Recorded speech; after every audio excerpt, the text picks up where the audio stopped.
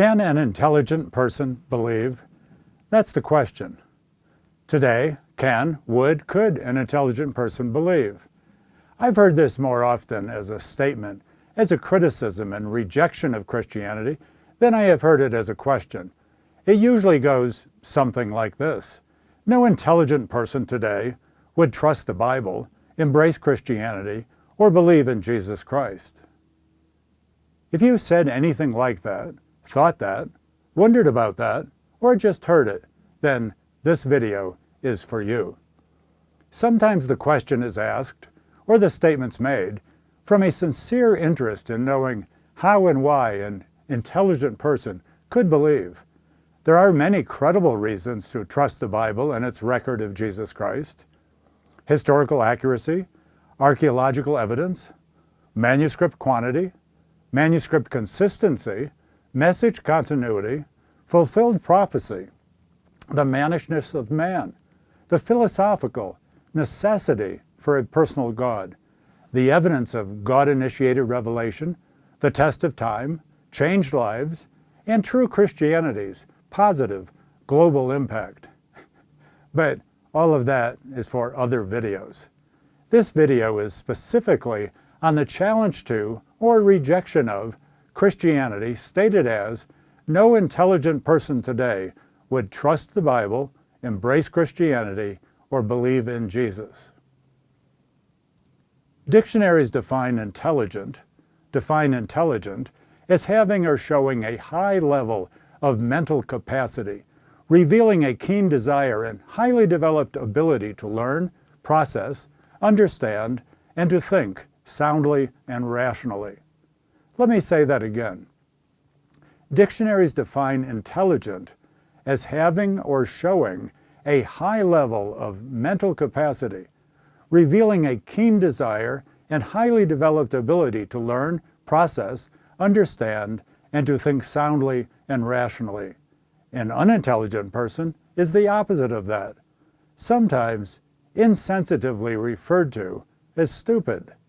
That is, having an inability to learn, or even refusing to learn.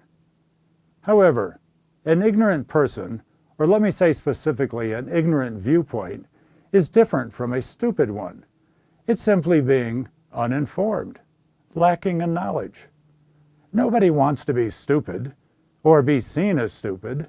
However, we all are ignorant, simply uninformed, on many subjects. Here's a personal example. Some decades ago in college, I achieved a perfect score on my final exam in linear algebra and matrix theory. Linear algebra and matrix theory, perfect score. But today, I have to admit, all that knowledge has faded away. My perfect grade showed that I am capable of learning, while my current knowledge void on the subject simply shows that today I am lacking information. You see, I believe that the challenge to the authenticity of the Bible, true Christianity, and Jesus, based on no intelligent person today could believe, is simply an uninformed position, one that is lacking information. Remember that an intelligent person, by definition, has a desire and ability to learn, and most often the person asking this question or offering it as a criticism would self-describe as intelligent. Therefore, as an intelligent person, he or she should first seek the data, find out, learn if intelligent people of history and of today actually have and do believe. To not seek that data would not be an intelligent thing to do. It would actually be an unintelligent thing to do. In this video, I'll give you a sampling of some impressive Christian intellects. More information is in the Library of Documents linked from the justaquestion.org homepage. The archived document that I'm referring to is Intelligent People Who Believe. That's the title, Intelligent People Who Believe. It isn't an exhaustive list of individuals, but rather is a resource pointing to significant lists of Christians of high intelligence and scientific and philosophical impact from centuries past right on through today. Now to the brief sampling. No need to write any of this down. It's all in that Intelligent People Who Believe, justaquestion.org document. You could start with an online search. Just search for a list of Christian Nobel laureates. I did, and found heavyweights from the fields of physics, chemistry, medicine, literature, peace, and economics. And an extensive list of Christian intellects, including some Nobel laureates, can be found with an online search for Christians in Science and Technology. Christians in Science and Technology. I did. I searched that and got an impressive list of over 250 Christian men and women. That was gleaned from about 350 reference sources. And I'll tell you, inside that list was a gem. It was buried in that 38-page document. Here it is. According to 100 Years of Nobel Prizes, a review of the awarded prizes between 1901 and 2000,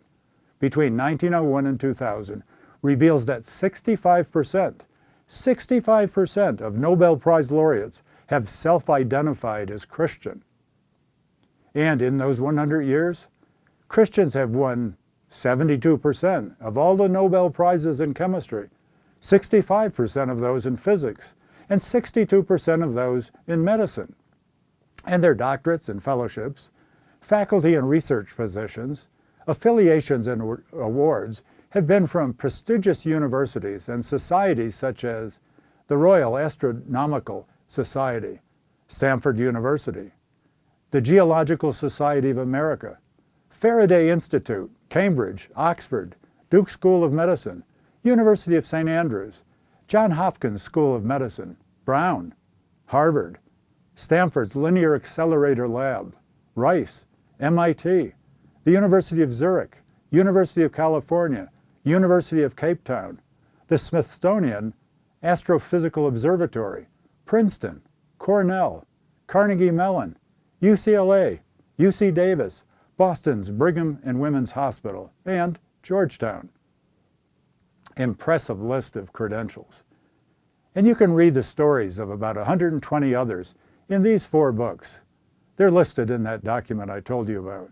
Scientists of Faith by Dan Graves. Scientists Who Believe by Barrett and Fisher. True Scientists, True Faith, edited by R.J. Berry.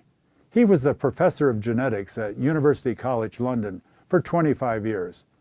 And also, you could read Doctors Who Followed Christ, also by Dan Graves. And if you want, you can observe some of the high intelligence of brilliant Christians online. Just search their names, or you can read their books. Men such as Ravi Zacharias, an Oxford Emeritus Professor of Mathematics, John Lennox, and the apologist and philosopher Francis Schaeffer, one of the greatest minds of the 20th century. You see, the data is in. Many men and women of great intellect have trusted the Bible, embraced true Christianity, and believed in Jesus Christ. Brilliant people have believed. To state otherwise is simply an uninformed misrepresentation of the facts. So, skeptic, having heard the data, if you have rejected true Christianity based on no intelligent person today could believe, you need to move on from the convincing data to process, understand, and think soundly and rationally of the consequences of your newly gathered knowledge.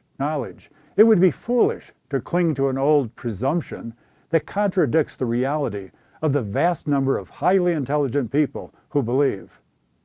You know, maybe wisdom is telling you, skeptic, that it's time to become a seeker. And seeker, isn't it time for you to believe? Many who have great intellect have believed. Maybe it's time for you to join them, to come to faith in Christ. And believer, be confident in your faith. You are in good company. I'm John Morris. I'll see you on the next Just a Question.